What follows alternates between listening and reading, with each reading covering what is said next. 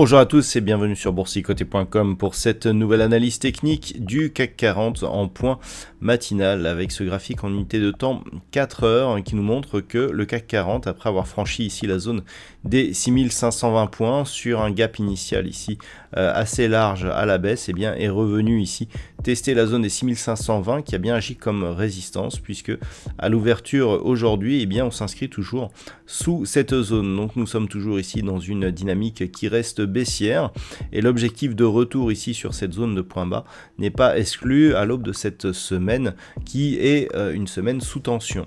Du point de vue des indicateurs techniques, on est toujours ici sur une évolution plutôt baissière au sens des histogrammes du MACD.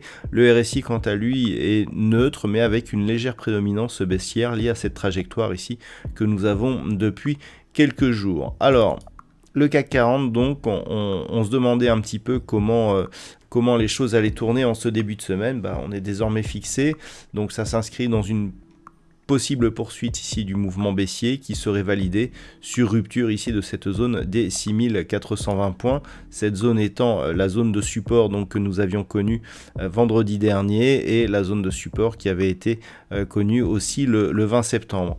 Sur rupture de cette zone, eh bien, nous aurions un signal assez négatif qui nous donnerait comme objectif eh bien, la zone ici des 6343 points. Alors cette semaine, que je vous ai annoncé comme une semaine à haute tension, eh bien, elle va être drivée par plusieurs éléments. Alors, pour ce qui concerne les énergies, on a une réunion de l'OPEP qui commence aujourd'hui où on pourrait avoir eh bien, des annonces d'augmentation de la production.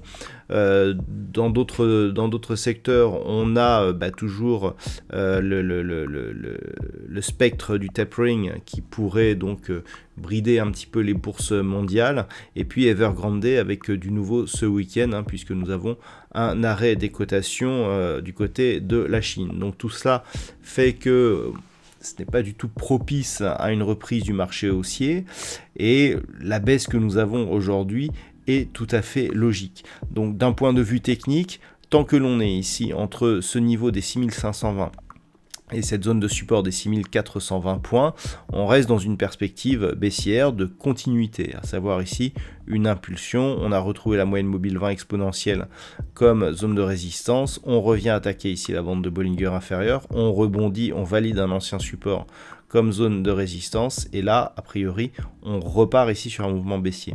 Donc, tant que l'on est au-dessus des 6420 points, cette dynamique n'est pas encore confirmée, puisqu'on peut très bien ici avoir une impulsion, une phase de baisse et une cassure ici des 6520.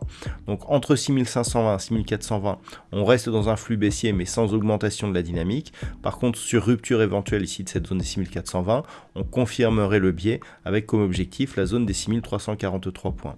Pour repasser sur un biais haussier, il faudrait casser cette zone des 6520, cette moyenne mobile 20 exponentielle et surtout cette zone des 6608 points, puisque nous avons ici, après cette accélération baissière, eu un rebond technique qui a tenté ici une rupture de cette zone mais qui a échoué, ce niveau qui était précédemment support avant ici le franchissement lié à cette bougie.